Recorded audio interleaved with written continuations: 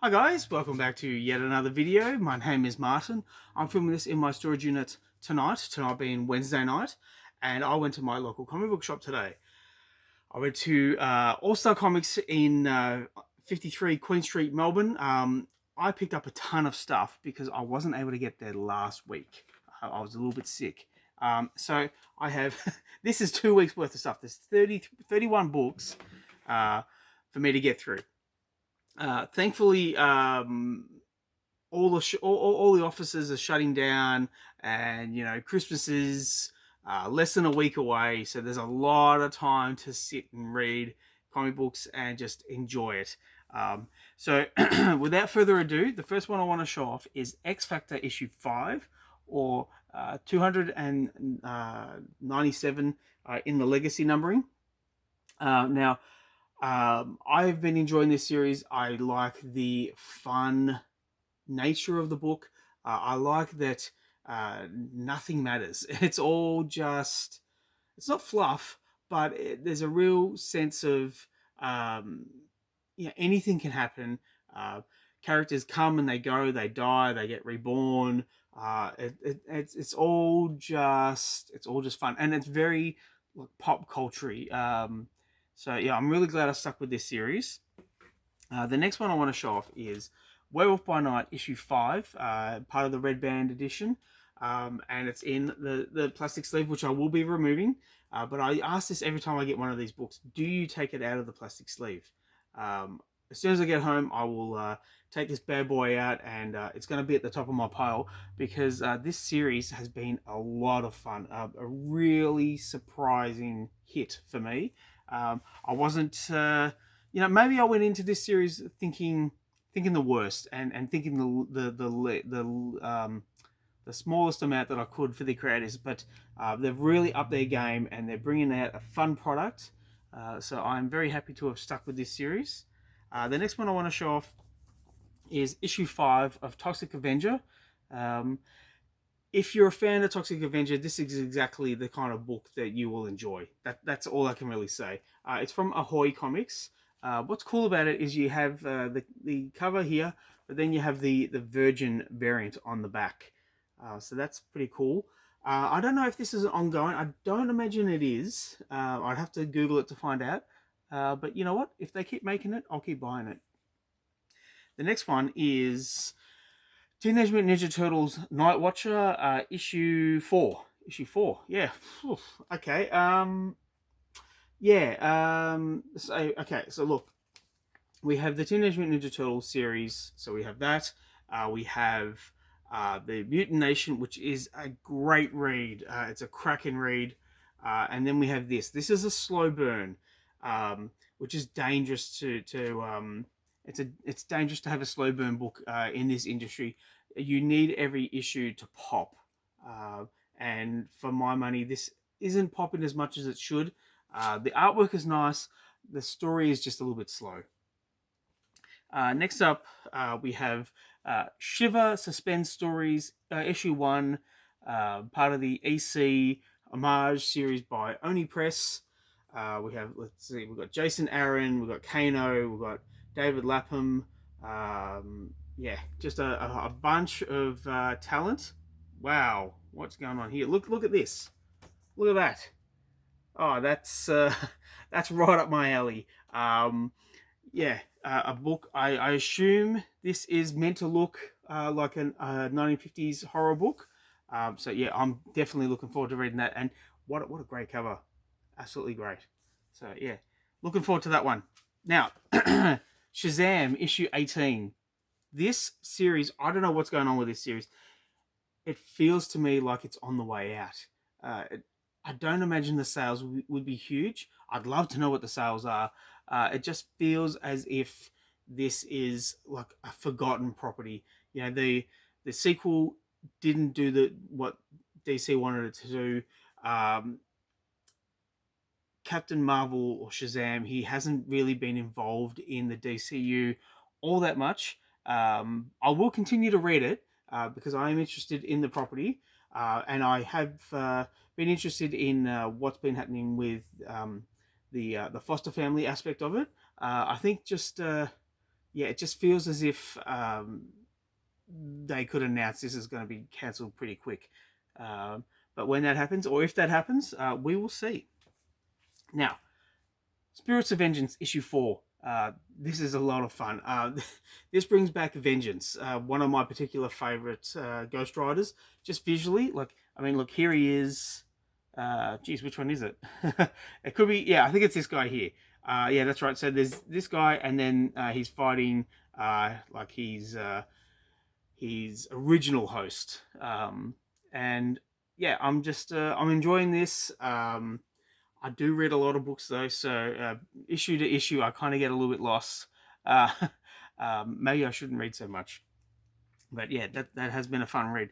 But it pales in comparison to Plastic Man No More. This is book 4, and wow, just so much fun. I mean, last issue had Detective Chimp in it, and that's a winner for me.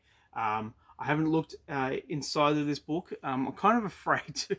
Yeah, afraid. But this will be at the top of my pile. I'm going to take this home, and I think this is the first thing I'm going to read because yeah, it's Black Label and it's worth it.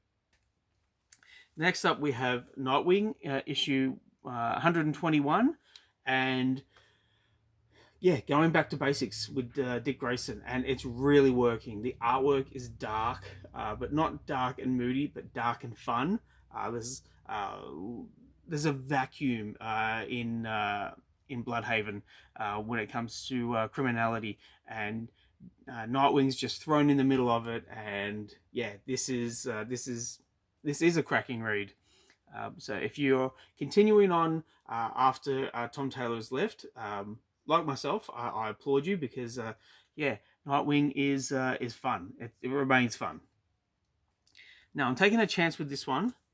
It's The New Gods by Ram V and Evan Kagel and Jorge Fornes. Yeah, and we'll see. I have no idea what this is about, other than I've read The New Gods. It's an interesting concept. Hopefully, Ram V brings us something that we haven't seen before, but we also latch onto, and this elevates this property more than it already is. So we will see though. We'll see. It's a 12-issue series, I think. But yeah, the next one is JSA issue 2, and there's a lot of legacy characters in this, which I think kind of hurts the book a little bit, because there's a lot of characters doing a lot of things. But if you're a fan of the JSA like I am, you will, yeah, you'll hopefully be reading this and you'll hopefully be enjoying it. I did enjoy the first issue. I just thought that, yeah, there was just too many characters. Now, keeping with the Werewolf by Night run, we have Incredible Hulk issue 20 or issue 802, and we have old Jack Russell here. I asked All Star to get it in for me, and thankfully they did. I'm on the fence about putting this back on my standing order because the last issue was pretty good, and if this is a crack and read, why am I saying crack and read all the time? If this is a fun read, I will most likely put it on my standing order. Okay, so we have Green Lantern, Green Arrow, World's Finest Special by Jeremy Adams and a slew of creators. How can you say no? If you're a Green Lantern fan and a Green Arrow fan, which I am, I'm reading both series right now. This is almost an instant buy. Yeah, there we are.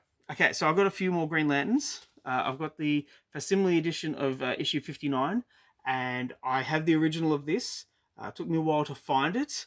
So I have this issue, which is it's Guy Gardner's first appearance, even though it's a what if story. So I have this one, and I have his official first appearance. But yeah, for my money, this is the better cover, and I will put this with all my other facsimile editions because I don't read the facsimile editions. I put them aside to be looked at, but never read. The next up, we have Green Lantern issue 18 or issue 585. Okay. Jeremy Adams is telling a very large scale cosmic story here, and it's not a slow burn so much, but there's a lot to get through. Um, you know what? In Jeremy Adams, I trust. I reckon he can tell this story. He can hit all the notes. He can have fun with it, and he can showcase why the Green Lanterns are one of the best superhero properties in DC lore. So yeah, there we go. Issue 18. Another facsimile edition is Flash Comics issue 1 with the Hawkman. We have Jay Garrick here, Johnny Thunder, the Whip, and Cliff Cornwell. But yeah, just a facsimile edition. It's a nice, big, thick book. I flicked through this already, and yeah, Hawkman especially looks interesting. But I will be putting this aside with all the facsimile editions, and I even might do a video that's just facsimiles. But we'll see. Next up, we have Dick Tracy issue 6. This is an ongoing series, and it's by Mad Cave. For my money, it doesn't need to be a ongoing series. They did the first 5 issues. It was well written, well drawn, well presented, but they really ended it on an official ending, and there was no need to continue with issue 6. However, once I read it, I'm sure my mind will be changed, because, yeah, as I said, the first 5 issues were a lot of fun, and I will be interested to read that. Next up, we have Defenders of the Earth issue 4. I think this is like a 6-issue series. It's got Jim Calafiore art. So I'm a huge fan of Jim's. I love his style. But it's written by Dan Didio. Dan Didio? Dan Didio. And his idea is that the Defenders all hate each other, which takes a little bit getting used to. There was something in the previous issue with the Council of Phantoms. That was an interesting concept. So we'll see where this goes. Okay, the next one is Deadpool Wolverine Weapon Extraction. Might hurt to have a weapon extraction, particularly depending on where it comes from. This is written by Ryan North. I am not a fan of Ryan North. People love this guy. Bland, soulless, joyless reading. That's what I experience when I read a Ryan North book. I didn't know I had this on my standing order, and the only reason I had this on my standing order was because of the Deadpool Wolverine World War III series and Deadpool Team Up, which is issue 4, and I think it's the penultimate issue. But well, you know what? I'll give it a read. I'll give it a fair shake, and if I'm not liking it, I won't continue to get the rest. But if it's a one shot, then it doesn't really matter. But yeah, I have been enjoying this. This is silly fun by Rob Liefeld. Don't take it too seriously. And I think, yeah, there's either 6 issues or at least 5 issues, because I saw that there was one more issue at least. Next up, we have DC Horror Presents issue 2 of 4. I read the first issue. It was interesting. I didn't realize I had this whole run on my standing order. I will give it a read because I am a fan of horror and obviously a fan of DC. And we have Batman here, upside down Batman with a bat coming out of his mouth. So DC, top work, mate. Okay. Cruel Universe issue 5 by Oni Press with this Greg Smallwood cover. I mean, look at this woman here. How can you walk past and not pick this up? This looks great. Yeah, you know what? I'm just going to sit here and read it now, back to front. Yeah, yep, I'm reading this. This looks good. Okay, so yeah, Cruel Universe issue 5. Just a beautiful cover as well. And we have Creepshow issue 1 by Image. Creepshow seems to be this book that just keeps on going. It's a horror anthology book. And as I said, with horror anthologies, you get you get 3 stories.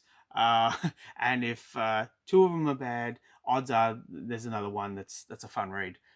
So yeah, There we go. Creepshow. This is the Tales of Suspense and Horror holiday special for 2024. Now, a series which I don't know why they're continuing with this. Steve Orlando, mate. I mean, I don't know what's going on. There's no tension. There's no purpose. It's just a whole lot of nothing. And this is the penultimate issue. There's another one to go. But you know what? It does have the Red Hulk 2099. You know, whoop-de-doo. It's a cosmic story set in space, but for some reason we don't have my boy Ravage here. For my money, it would be a perfect way to bring him back, because at the end of his series, he was launched into space, never to be seen again. Next up, we have Conan, Battle of the Blackstone, issue 4. This is the final issue. I'm really glad that I put this on my standing order. This has been a great read. It reminds me of the movie Predators, where all these bad guys got thrown into the Predator world, and they all had to fight for survival. That's the most apt analogy I can think of for this story.